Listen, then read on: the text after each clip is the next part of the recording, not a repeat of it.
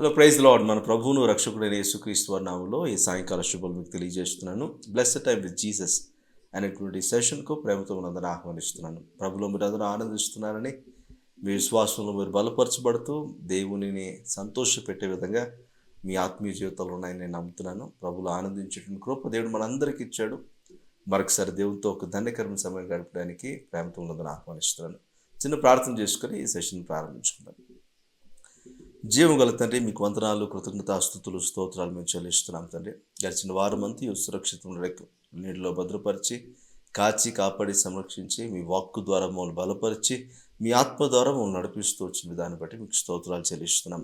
మీతో ఒక ధన్యకరమైన సమయాన్ని గడపాలని ఆశపడుతున్నాం తండ్రి. సూటిగా స్పష్టంగా మీ వాక్కు ద్వారా మా హృదయాలు మీరు సంధించమని ప్రార్థన చేస్తున్నాం తండ్రి. మా ఆరాధనలోను, వాక్య ధ్యానంలోను, ప్రార్థన వరకు తోడై నడిపించి మీ నామానికి మహిమ తెచ్చుకోమని, ప్రతి విధమైన డిస్టర్బెన్సెస్ను యేసు శక్తిగా నామములో లయం చేయమని, ముందున్న సమయాన్ని మాకు దీవెనకరంగా, మీకు మాత్రమే మహిమకరంగా జరిగించి మీ నామానికి మహిమ తెచ్చుకోమని మా ప్రభువును రక్షకుడైన యేసుక్రీస్తు వారి నామములో అడిగి పెట్టుకుంటున్నాము తండ్రి.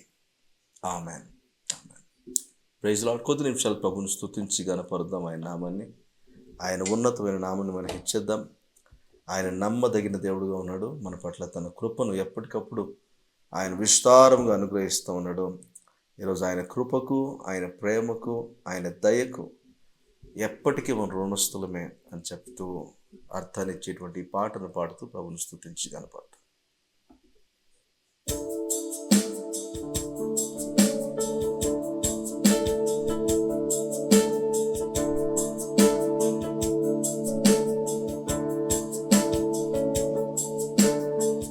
యేసయ్యా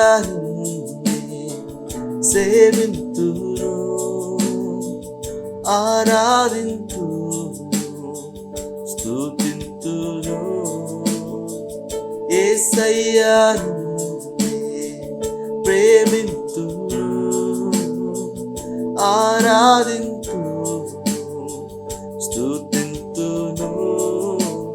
బందీనైపోయా నీలో మునిగి తేలక, నా వల్ల కాదయ నిన్ను వేడియుండుట. బందీనైపోయా నీలో మునిగి తేలక, నా వల్ల కాదయ నిన్ను వేడియుండుట. యేసయ్యా, యేసయ్యా, యేసయ్యా, యేసయ్యా,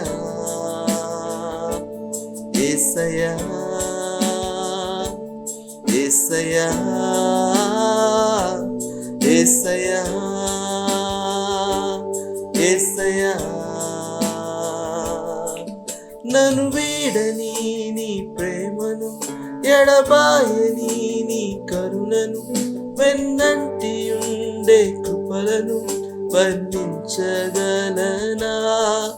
నన్ను వీడని నీ ప్రేమను, ఎడబాయని నీ కరుణను, వెన్నంటి ఉండే కృపలను వర్ణించగలనా. మరొకసారి. నన్ను వీడని నీ ప్రేమను, ఎడబాయని నీ కరుణను, వెన్నంటి ఉండే కృపలను వర్ణించగలనా. నన్ను వీడని నీ ప్రేమను, ఎడబాయని నీ కరుణను, వెన్నంటి ఉండే కృపలను వర్ణించగలనా. బందీనైపోయా నీలో మునిగి తేలక, నా వల్ల కాదయ నిన్ను వేడియుండుట. బందీనైపోయా నీలో మునిగి తేలక, నా వల్ల కాదయ నిన్ను వేడియుండుట. యేసయ్యా, యేసయ్యా, యేసయ్యా, యేసయ్యా, యేసయ్యా, యేసయ్యా, యేసయ్యా, యేసయ్యా. నింపావే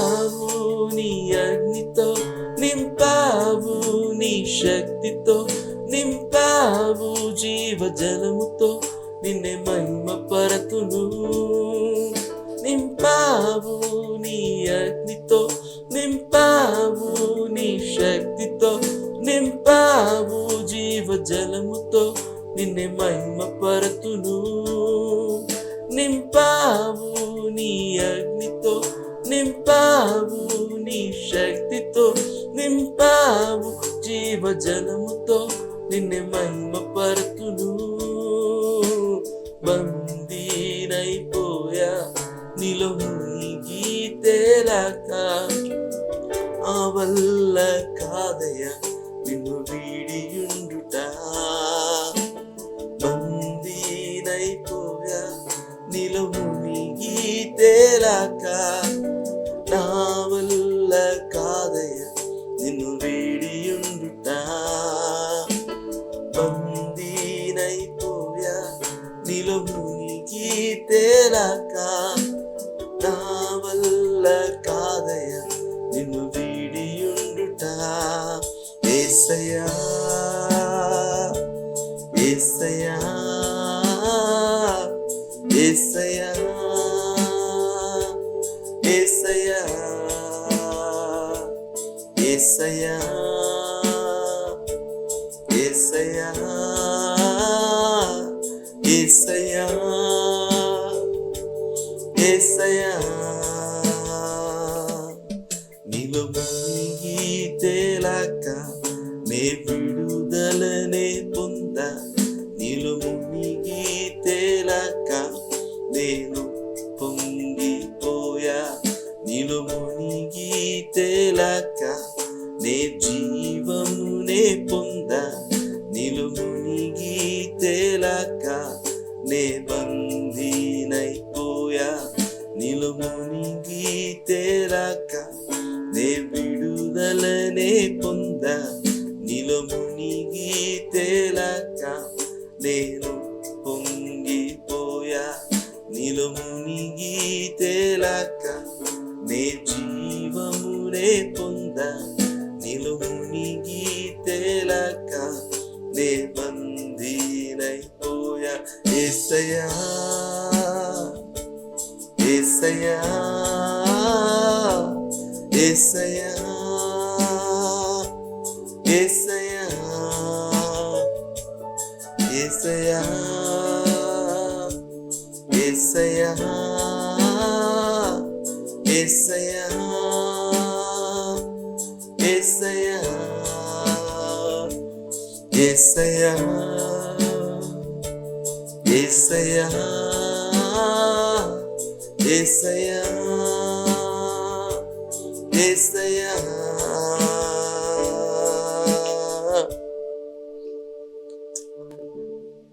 ప్రభువా నీకు వందనాలు, నీకు స్తుతులు స్తోత్రాలు మేము చెల్లిస్తున్నాం. మీ కృపకు, మీ దయకు, మీ ప్రేమకు, మీ కరుణకు, మీ కనికరమునకు, మీ వాత్సల్యమునకు, మీ మంచితనమునకు, మీ కాపరత్వానికి మేము రుణస్థులమే. మీ ప్రేమతో మమ్మల్ని నింపారు, మీ అగ్నితో మమ్మల్ని కాల్చారు, మీ ఆత్మతో మమ్మల్ని నింపారు. మీకు స్తోత్రాలు. ఏ అర్హత, ఏ యోగ్యతలని మమ్మల్ని మీరు ప్రేమించిన విధానము నిజంగా ఆశ్చర్యకరం బాబా. షరతులు లేకుండా, కొలతలు లేనంతగా మీ ప్రేమను మా జీవితంలో విస్తరింపు చేస్తూ, మీ కృపను మా జీవితంలో కనపరుస్తూ, మీ పాత్రలుగా మమ్మల్ని చేసుకున్నందుకు మీకు వందనాలు చెల్లిస్తున్నాం. మీలో ఆనందించే భాగ్యాన్ని మాకు ఇచ్చిన విధానం బట్టి మీకు స్తోత్రాలు. మీలో మేము అతిశయిస్తున్నాం, మిమ్మల్ని బట్టి మేము సంతోషిస్తున్నాం.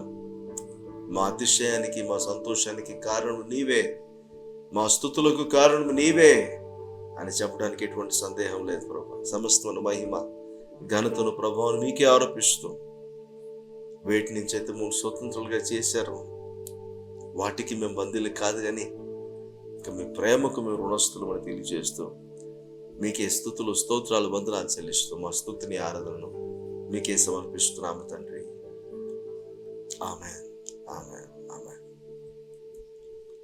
Praise Lord. హల్లెలూయా హల్లెలూయా. దేవునికి వందనాలు. ప్రభువుకి మహిమ, ఘనత, ప్రభావాలు కలుగుగాక. ప్రభువును ఆరాధిస్తున్నప్పుడు ప్రభువులో కలిగేటువంటి ఒక అనుభూతి ఏదైతే ఉందో చాలా అద్భుతంగా ఉంటుంది. ఈ లోకంలో ఆనందించగలిగిన విషయాలు చాలా ఉన్నాయి. సంతోషించడానికి అనేకమైన కారణాలు ఉన్నాయి. అనేకమైన విధానాలుగా మనం మన సంతోషాన్ని వెలిబుచ్చుకోవచ్చు. ఇంకా చెప్పాలంటే ఈ లోకం సంతోషాన్ని వెతుక్కుంటూ అనేకమైన విపరీతమైన పోకడలోకి వెళ్ళిపోతుంది. కానీ దేవుడు మనకు స్వచ్ఛమైన సంతోషించగలిగిన ఒక విధానాన్ని మనకు ఏర్పాటు చేశాడనేది మనం అర్థం చేసుకోవాలి. మనం ఈ లోకంలో ఉండి సంతోషించవచ్చు. మన స్నేహితులతో, బంధువులతో, మిత్రులతో, మన కుటుంబ సభ్యులతో కలిసి మనం సంతోషించవచ్చు. కానీ అవన్నీ స్వల్పకాలం మాత్రమే. కానీ ఒకటి, ప్రభువులో ఆనందించడం కనుక మనం నేర్చుకుంటే మిగతా అన్నిట్లో నుంచి మనం బయటపడగలము. ఈరోజు చూడండి, లోకంలో ఆనందించాలి, లోకంలో ఉన్న సంతోషాన్ని అనుభవించాలని చెప్పి అదొక ట్రాప్ అని తెలియక అందులోకి వెళ్ళిపోయి ఇప్పుడు లోకంలోని సంతోషాన్ని అనుభవించాలి అనేటువంటి ఒక తపనతో దేవునికి దూరం అయిపోయేటువంటి పరిస్థితి కనపడుతూ ఉంది. లోకంలో ఏదో సంపాదించాలి, ఏదో పొందుకోవాలి, ఏదో ఒక కిక్ కావాలి అని మనిషి విపరీతమైన పోకడలకు బానిస అయిపోయి బందీగా ఉండిపోతున్నాడు. ఆ ఫీల్ దేవుని సన్నిధిలో రావట్లేదండి, ఆ ఆనందం చాలా అద్భుతంగా ఉంటుందండి అని చెప్పేవాళ్ళు చాలామంది ఉంటారు. దేవుని సన్నిధిని ఆస్వాదించలేకపోతే నిజమైన సంతోషాన్ని మనం అనుభవించలేదని లెక్క. ఈరోజు మీరు కలిగి ఉన్న సంతోషము ప్రభువుని బట్టి అయితే ఆ సంతోషం మీలో నిలిచి ఉండను గాక. ఒకవేళ మీలో ఉన్న సంతోషము ప్రభు వలన కాకుండా మరి ఏ ఇతరుల వాటి మీద అయినా మీ సంతోషం ఉన్నట్లయితే మీరు సంతోషించొచ్చును గాక, కానీ మీరు బందీలు అయిపోయారు ఆ లోక పోకడలకు అనే విషయాన్ని అర్థం చేసుకోవాలి. ఒక ధనవంతుడు అంటున్నాడు, అయ్యా తినుము, త్రాగుము, సుఖించుము, సంతోషించుము అని రోజు పండుగ వాతావరణం కనపడుతుంది ధనవంతుని ఇంట్లో. కానీ లాజరు ప్రభువులో ఆనందిస్తున్నాడు కాబట్టి ఈ లోకంలో సంతోషం లేదు, నా ప్రభువులోని సంతోషం ఉంది అని చెప్పగలుగుతున్నాడు. మరి అతనికి డబ్బు లేదు, అతనికి తినడానికి తిండి లేదు, ఉండటానికి ఇల్లు లేదు, కట్టుకోవడానికి మంచి బట్టలు లేవు. కానీ అతని కలిగిన సంతోషం చాలా ప్రత్యేకమైనది అని చెప్పడంలో ఎటువంటి సందేహం లేదు. ఈరోజు ఏ సంతోషం మనలో ఉంది, ఆ సంతోషానికి కారణం ఎవరు అని ఒక అనాలిసిస్ మనం చేసుకోగలిగితే నిజమైన సంతోషము ప్రభువులో మాత్రమే ఉంది అని మనం తెలుసుకోగలము. అలా ప్రభువులో ఆనందించడం ప్రారంభిస్తే ఎక్కడెక్కడ ఏ ఏ లోక సంబంధమైన బంధకాల్లో మనం బంధించబడి ఉన్నామో వాటన్నిటి నుంచి సంపూర్ణమైన విడుదల పొందటానికి దేవుడు మనకు సహాయం చేసి నడిపిస్తారు. అలా మనము లోకానికి బంధువులుగా ఉండదు, కానీ దేవుని ప్రేమకు, దేవుని యొక్క మంచితనానికి మనం కానీ బందీలుగా మార్చబడితే అది నిజమైన బందీతనం కాదు, కానీ స్వాతంత్రం కలిగి ప్రభువును ఆనందించి సంతోషించి ఉప్పొంగిపోయేటువంటి పరిస్థితుల్లోకి వస్తాం. అదే కదా దేవుడు మన నుంచి కోరుకుంటున్నది. ఇజ్రాయెల్ ప్రజలు ఐగుప్తు దేశంలో బానిసలుగా ఉన్న వారిని విడిపించాడు. ఎందుకంటే వారు స్వతంత్రులుగా మారితే నన్ను ఇంకా ఎక్కువగా హత్తుకుంటారు, నన్ను ఇంకా ఈజీగా వారు సేవిస్తారని. కానీ మనము దేవుని సేవించాలనుకుంటున్నాము, మరి లోకంలో ఉన్న వాటికి మనం బందీలుగా మార్చబడాలని కోరుకుంటున్నాము. రెండూ జరిగే పనులు కాదు. ఒకటేసారి రెండు పడవల మీద ప్రయాణం చేయడం కుదరదు కదా. మరి లోకంనైనా స్నేహించాలి, దేవునైనా స్నేహించాలి. నేను లోకంలో సంతోషిస్తున్నానని చెప్పడంలో గల కారణం ఏంటంటే నేను దేవుల్లో సంతోషించట్లేదని. ఒకవేళ దేవుల్లో సంతోషిస్తున్నానంటే వేరే దేనిలోనూ నాకు సంతోషం లేదని అర్థం. అయితే మనలో చాలామంది స్మార్ట్గా చెప్పే మాట ఏంటంటే, లోకంలో నేనున్నా, లోకంలో సంతోషించినట్టు నాకు అనిపించినా అది పైకి అందరికీ కనబడడానికి వాళ్ళు కలిసిపోవడానికి సంతోషిస్తున్నట్టుగా నేను నటిస్తాను తప్ప దాని ప్రభావం నా మీద పడకుండా కేవలం నేను ప్రభువులోనే ఆనందిస్తాను అని చెప్పడము అది సరైన విధానం కాదు అని మనం అర్థం చేసుకోవాలి. ఈ మాటలు నేను ఎందుకు చెప్తున్నానంటే, దేవునిలో ఆనందించడం మనం నేర్చుకోవాలి. అది నేర్చుకున్నప్పుడే ప్రభువును స్తుతించగలము, ప్రభువును ఆరాధించగలము, ఆయనతో కలిసి ముందుకు నడగలము. అటువంటి సహవాసం మనకు కావాలి అని అంటే ప్రభువులో ఆనందించడం నేర్చుకోవాలి. ప్రభువులో మన సంతోషాన్ని వెతకడం మనం నేర్చుకోవాలి. అందుకే కీర్తనకారుడు అంటాడు కదా, నేను ఎల్లప్పుడూ నీ మధురంలో ఉండాలి, నేను ఎల్లప్పుడూ నిన్ను ఆరాధిస్తూ ఉండాలి, నిత్యము నీ కీర్తి నా నోట ఉండాలి, నేను ఎల్లప్పుడూ నిన్ను స్తుతిస్తూ ఉండాలి. ఎందుకంటే మిమ్మల్ని కనుక నేను ధ్యానించుకుంటే, మీలో కనుక నేను సంతోషించుకున్నా ఉంటే వేరే ఇతర వాటికి నేను మంత్రముగ్ధుని అయిపోయి నేను తొలగిపోతాను దారిలో నుంచి. అటువంటి అనుభవం నాకు వద్దు అని కీర్తనకారుడు చెప్తూ ఉంటాడు. అందుకే మనము కొన్నిసార్లు మన భక్తి ఎలా ఉంది, దేనిలో సంతోషిస్తున్నాం అని ఎప్పటికప్పుడు చెక్ చేసుకోవడం చాలా మంచిది. ఈ మాటలను ఎందుకు చెప్పానంటే, మరి ప్రభువులో ఆనందించినటువంటిది ఫస్ట్ టాప్ మోస్ట్ ప్రయారిటీలో మనకు ఉండాలనే విషయాన్ని తెలియజేయడానికి చెప్పాను. Hope it helps. ఓకే, మంచిది. లెర్న్ టు నో మినిస్ట్రీస్ ద్వారా ప్రతి ఆదివారం ఈ విధంగా మనం కలుసుకోవడానికి దేవుడు అనుగ్రహిస్తున్న కృపను బట్టి దేవునికి వందనాలు తెలియజేస్తున్నాను. ఈ సెషన్స్ మీకు దీవెనకరంగా అనిపిస్తే యూట్యూబ్ ఛానల్లో ఉంటాయి, ప్రతి ఆదివారం వస్తాయి, మీకు అందుబాటులో ఉంటుంది. మీరు ఖచ్చితంగా వీటిని ఫాలో చేయొచ్చని, దీవించబడాలని మీకు మనవి చేస్తున్నాను. తర్వాత ప్రతిరోజు కూడా ఫేస్బుక్ అండ్ ఇన్స్టాగ్రామ్లో లెర్న్ టు నో అనేటువంటి పేజ్లో డైలీ డివోషన్ కూడా, మీకు బైబుల్ బేస్డ్ డైలీ డివోషన్ కూడా మీకు అందుబాటులో ఉంది. మీ బైబుల్ స్టడీలో సహకరించే విధంగా ఆ డివోషనల్ ఉంటుంది కనుక ఆ డివోషనల్ చదువుకొని మీరు బైబుల్ చదివిన తర్వాత, పర్సనల్ డివోషన్ మీరు చేసుకున్న తర్వాత, ప్రేయర్ కూడా చేసుకున్న తర్వాత, మరి ఒక సిస్టమేటిక్గా బైబుల్ చదవటానికి, లేకపోతే బైబుల్లోని సారాంశాన్ని గుర్తించడానికి చిన్న డివోషనల్ మీరు చదువుకొని, డివోషనల్ ప్రేయర్ కూడా ఉంటుంది, అది కూడా మీరు చేసుకోవడానికి వీలుగా ఉంటుంది కనుక ఫేస్బుక్ అండ్ ఇన్స్టాగ్రామ్లో కూడా లెర్న్ టు నో అనేటువంటి పేజ్ను మీరు ఫాలో చేయొచ్చని, మీకు దీవెనకరంగా అనిపిస్తే ఫ్రెండ్స్ అండ్ రిలేషన్స్తో కూడా మీరు షేర్ చేయొచ్చని మీకు మనం చేస్తున్నాను. స్క్రిప్చర్ టైం సిరీస్ గురించి కొంచెము డిలే జరుగుతూ ఉంది, దయచేసి క్షమించాలి. స్క్రిప్చర్ టైం మరి బుక్ బై బుక్ చేద్దామని అనుకున్నాం, కానీ అయితే ఇన్డెప్త్ ఒకసారి మనం బుక్ స్టార్ట్ చేస్తే ఇన్డెప్త్లోకి వెళ్ళిపోతున్నాం. సో దాంతో నుంచి కొంచెం టైం టేకింగ్ ప్రాసెస్గా కనిపిస్తూ ఉంది కనుక మరి దేవుని చిత్తం అయితే బుక్స్ అన్నీ ఒకసారిగా ఫినిష్ చేసేసి, అంటే బుక్స్ అన్నిటికి సంబంధించి ఒక బ్రీఫ్ సినాప్సిస్ మీకు ఇచ్చేస్తాను. ఆ తర్వాత ఇన్డెప్త్లోకి వెళ్ళడానికి ప్రయత్నం చేస్తాను. సో అవి జరుగుతూ ఉన్నాయి, అవన్నీ మీకు అందుబాటులోకి వస్తాయి. స్క్రిప్చర్ టైం అందుబాటులోకి వస్తే శుక్రవారం శనివారం ప్రతిరోజు ప్రతి శుక్రవారం తెలుగులో స్క్రిప్చర్ టైం, ప్రతి శనివారం ఇంగ్లీష్లో స్క్రిప్చర్ టైం మీకు అందుబాటులోకి వస్తుంది. దాని ద్వారా కూడా మీరు దీవించబడవచ్చు అని మీకు మనం చేస్తున్నాం. అయితే ఎన్ని బుక్స్ మీరు చదివినా, ఎన్ని పాడ్కాస్ట్లు మీరు చూసినా, ఎన్ని యూట్యూబ్ వీడియోస్ మీరు చూసినా, బైబిల్ను మనం సొంతంగా కూర్చొని హార్డ్ కాపీ పెట్టుకొని ఒక స్టడీ బైబిల్ పెట్టుకొని చదవటం, ధ్యానించడానికి మించిన ఇంకో ఎక్సర్సైజ్ లేదు. అలాంటి ఎక్సర్సైజ్ చేయడానికి ప్రతిరోజు ప్రయాసపడండి. రోజుకి 3 అధ్యాయాలు కనుక మీరు చదివితే, సండే రోజు 5 చాప్టర్స్ కనుక మీరు చదివితే 1 సంవత్సరంలో బైబిల్ ముగించవచ్చు. దాన్ని మీరు ప్రాక్టీస్ చేయడానికి ప్రయత్నం చేయండి. దేవుని చిత్తం అయితే వాక్యాన్ని బాగా ధ్యానించండి. వాక్యం ధ్యానించిన తర్వాత ఇవన్నీ ఎక్స్ట్రాగా మీరు చూడడానికి ప్రయత్నం చేయండి. డౌట్ అనిపిస్తే మీరు స్టడీ బైబిల్ తెచ్చుకొని కూర్చొని చదువుకోవడానికి మీరు ఎక్కువ ఫోకస్ చేయాలని మీకు ఫాలో చేస్తున్నాను. ఓకే, మంచిది. లెర్న్ టు నో మినిస్ట్రీస్ కొరకు ప్రార్థన చేయండి. అనేక రీతిలుగా మరి దేవుని పరిచర్యలో కొనసాగటానికి దేవుడు కృప చూపించాలని, ఫిజికల్గా అనేక Bible study care cell groups మరి స్టార్ట్ చేయాలని ఆశపడుతున్నాం. దేవుని చిత్తంలో దేవుడు వాటిని అనుగ్రహించాలని ప్రార్థన చేయాలని మీకు మనం చేస్తున్నాను. మీ ప్రార్థన అవసరాలు ఏమన్నా కూడా తెలియపరచండి. We're more than happy to pray for you. Okay, మంచిది. దేవుని వాక్యంలోకి వెళ్దాం. దేవుని వాక్యాన్ని కొద్ది నిమిషాలు మనం ధ్యానించుకుందాం. దేవుని వాక్యం మన జీవితాలను కడుతుంది, ఇందులో ఎటువంటి సందేహం లేదు. మరి మరొకసారి దేవుని వాక్యాన్ని ధ్యానించుదాం. రోమిలకు రాసిన పత్రిక 6వ అధ్యాయము మొదటి 2 వచనాల్లో గల మాటను మనం చదివి మనం ముందుకెళ్దాం. రోమిలకు రాసిన పత్రిక 6వ అధ్యాయం మొదటి 2 వచనాలు. అలాగైనా ఏమందుము, కృప విస్తరింపవలనని పాపమందు నిల్చుందుమా? అట్లనరాదు. పాపం విషయమై చనిపోయిన మనము ఇక మీదట ఏలాగు దానిలో జీవించుదము. దేవుడి మాటలు మన వీటిల్లో దీవించి ఆశీర్వదించుగాక. కృపను గురించి అనేక విషయాలు నేర్చుకుంటూ వస్తున్నాం. మరి కృప అత్యధికంగా విస్తరిస్తుంది, ఎక్కడ పాపం విస్తరిస్తుందో అన్నమాట మనకు బాగా సుపరిచితమైనటువంటి వాక్యమే. కానీ ఇప్పుడు ఒక ధర్మ సందేహం ఏంటంటే, కృప విస్తరించాలంటే మనం పాపంలో విస్తరించాలా అనేటువంటి ఆలోచన చాలామందికి ఉంటుంది. ఇంకొంతమందికి ఎలా ఉంటుందంటే, నాలో కృప బాగా పనిచేయాలంటే నేను పాపిని నేను గ్రహిస్తే కృప పనిచేయడం ప్రారంభిస్తుంది కనుక నేను పాపం చేయడము, కృపని ఆస్వాదించడం. ఇది ఎలా ఉంటుందంటే, జలుబు వస్తే జలుబు ట్యాబ్లెట్ వేయచ్చు కదా. సో జలుబు రావడం కోసం ఏం చేయాలి?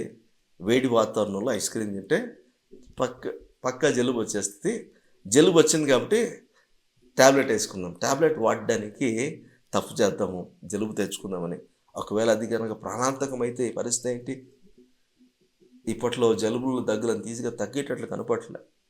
ఎందుకు ఈ మాటలు చెప్తున్నానంటే, same thing applies to our faith also. మన విశ్వాస జీవితంలో కూడా మన విశ్వాసాన్ని కాపాడుకోవడానికి మనం ప్రయత్నం చేస్తూ ఉండాలి. విశ్వాస జీవితం కనుక పాపంలో ఎక్కువ ఉండిపోయిందనుకోండి, అప్పుడు కృప పనికొస్తది, పనికిరాదని కాదు. పాపం ఎక్కడ విస్తరిస్తుందో కృప అపరిమితంగా విస్తరిస్తుంది. అట్లని నేను పాపం చేస్తూ ఉండి ఆ కృపను సద్వినియోగపరచుకోవడం కాదు. పాపము చేయకుండా ఉండటానికి నేను కృపను సద్వినియోగపరచుకోవాలి కానీ, పాపం చేస్తా కృప నాలో కార్యసాధకం జరిగిస్తదిలే అని అంటే కాదు. అదే నేను మీకు ఎగ్జాంపుల్ చెప్పినట్లుగా జలుబు తెచ్చుకొని టాబ్లెట్ ఉంది కదా, జలుబు వస్తే ఏమవుతుందిలే అని అనుకోవడం కాదు. టాబ్లెట్ అవసరం రాకుండా, జలుబు లేకుండా నేను ఇమ్యూనిటీ పవర్‌ని పెంచుకోవాలి అని అనుకోవడం మంచిది. అలాగని టాబ్లెటే వాడొద్దు అంటే, టాబ్లెట్ వాడాల్సిన అవసరం లేదు. సప్లిమెంట్స్ ఎందుకు వాడతారు చెప్పండి? మల్టీ వైటమిన్ సప్లిమెంట్స్ ఎందుకు వాడతారు?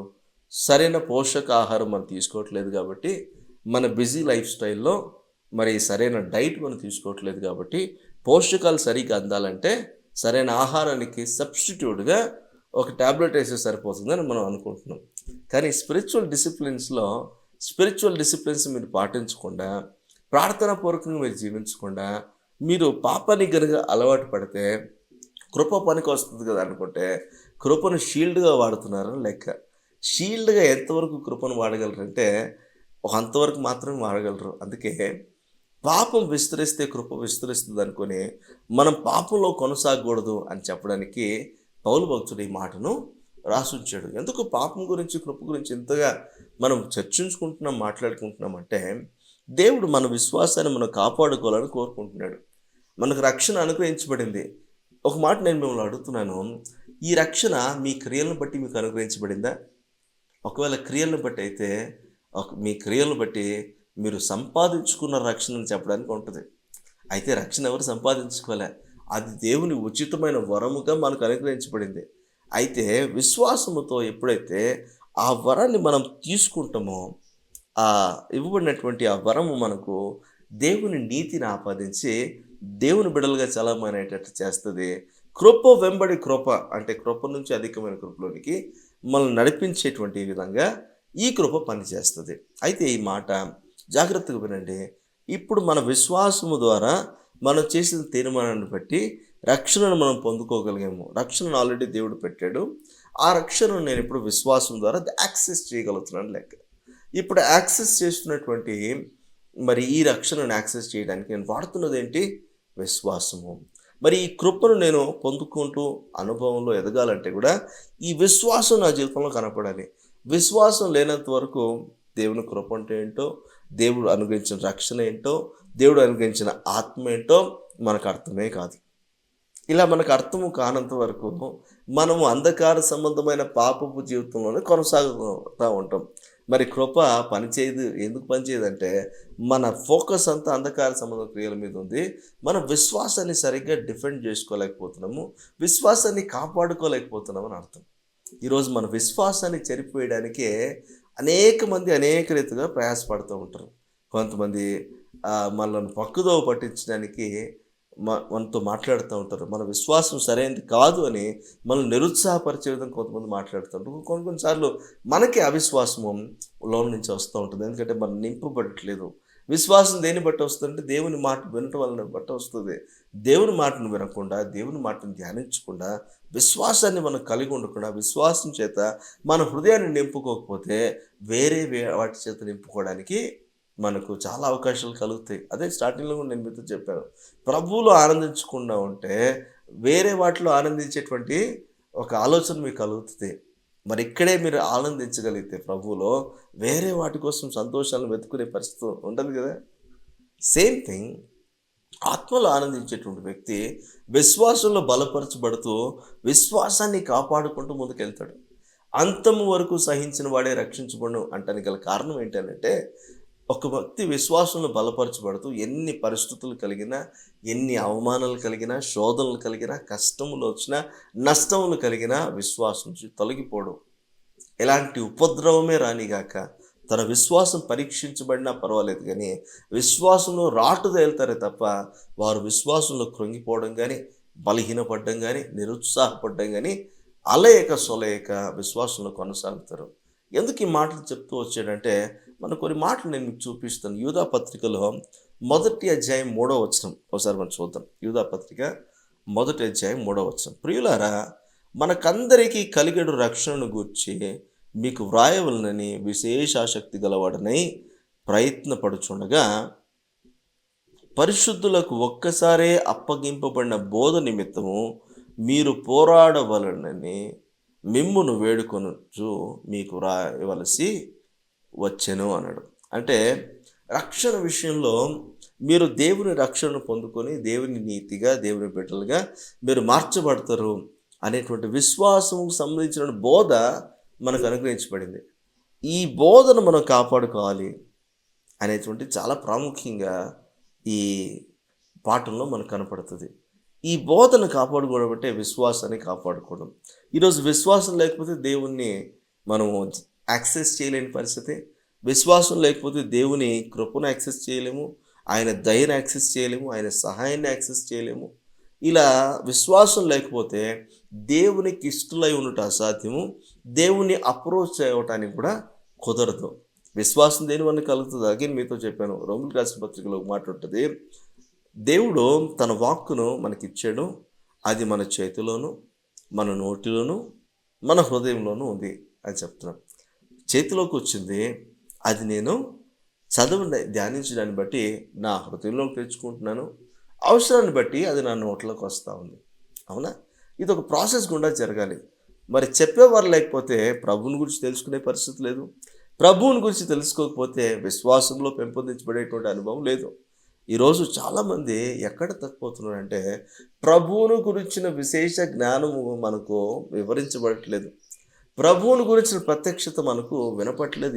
ఈ మధ్యలో చాలామంది ఎంతున్నా మనకేది దొరుకుతుంది, దేవుని వాక్యాన్ని ఎలా మనం అనుసరించాలి, ఎలా దాన్ని మనకు ప్రయోజనకరంగా మలుచుకోవాలనే వాటి గురించే ఎక్కువ మాట్లాడుతూ ఉంటారు. అంతేగాని యేసు ప్రభు ఎవరు, ఆయన దైవత్వం ఏంటి, ఆయన ఉనికి ఏంటి, ఆయన వచ్చిన ప్రధాన విషయం ఏంటి, ఇవన్నిటి మీద ఎవరు ఫోకస్ చేయట్లేదు.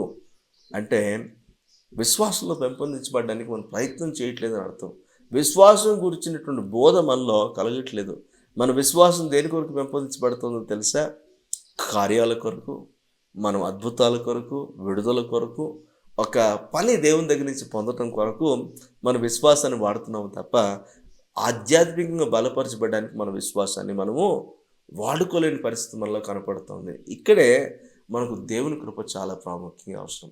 అందుకే 4వ వచనంలో ఒక మాట ఉంటుంది చూడండి, ఏలైనగా కొందరు రహస్యముగా జ్వరబడి ఉన్నారు, వారి భక్తిహీనులై మన దేవుని కృపను కామాతురత్వమును దుర్వినియోగపరచుచు మన అద్వితీయ నాథుడును ప్రభు అయిన యేసుక్రీస్తును విసర్జించుచున్నారు.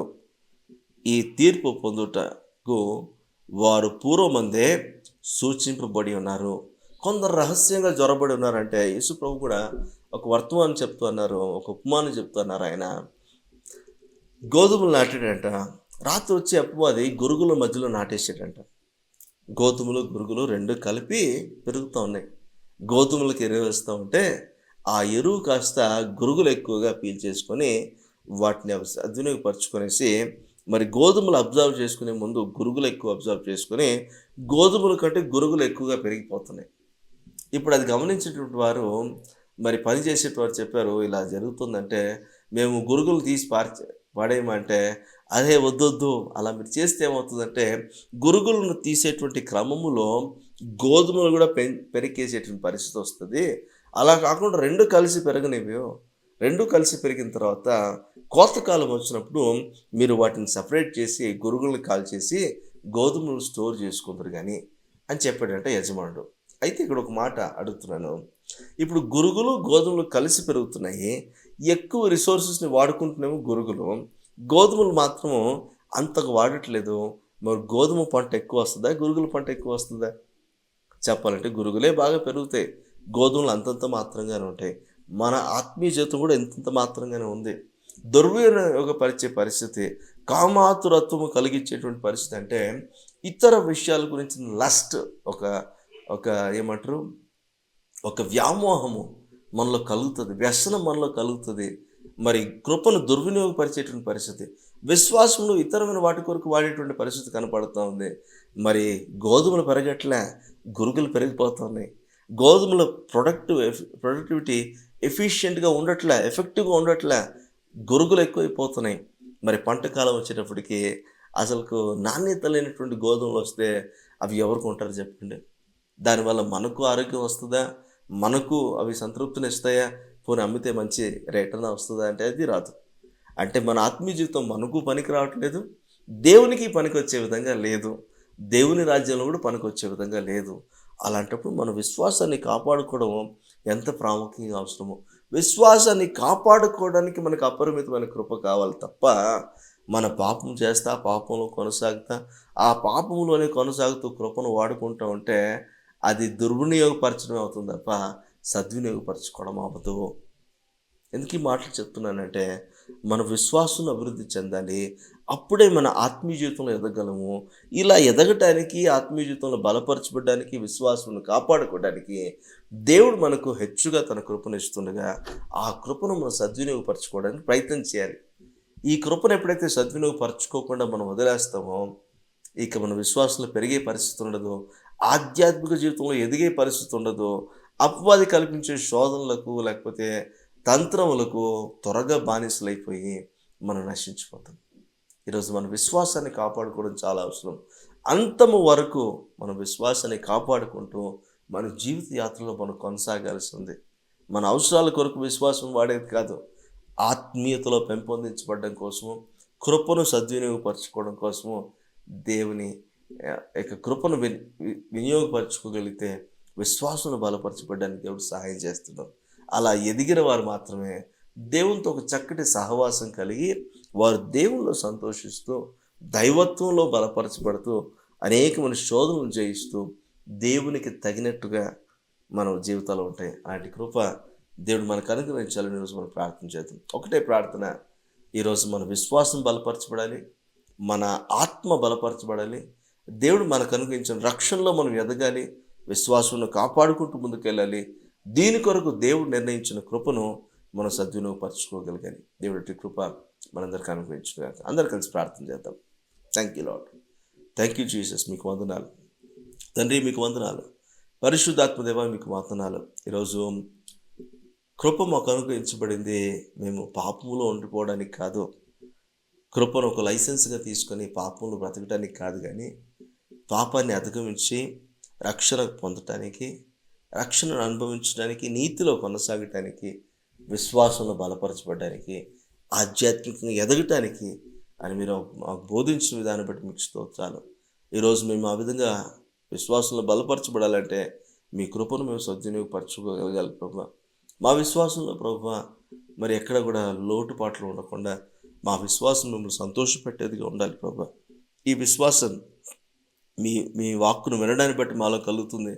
అయితే ఈ విశ్వాసము మా దైనందిన జీవితంలో ప్రభువా మా అవసరతల కొరకు వాడుకోవడం కాదు, కానీ ఆధ్యాత్మికంగా మేము బలపరచబడడం కొరకు, విశ్వాసంలో ఎదిగి అభివృద్ధి చెందినట్లుగా మరి కృపను వినియోగించుకునే భాగ్యాన్ని మీరు మాకు దయచేయమని ప్రార్థన చేస్తున్నాను తండ్రి. ప్రభువా మరి కృపను దుర్వినియోగపరచగా సద్వినియోగపరచుకుంటూ విశ్వాసంలో బలపరచబడుతూ ఆధ్యాత్మికంగా ఎదిగే భాగ్యాన్ని మా అందరికి దయచేసి నడిపించమని మా ప్రభువును రక్షకుడైన యేసుక్రీస్తు వారి నామములో అడిగి వేడుకొని పొందుకున్నాము, నమ్ముచున్నాము తండ్రి.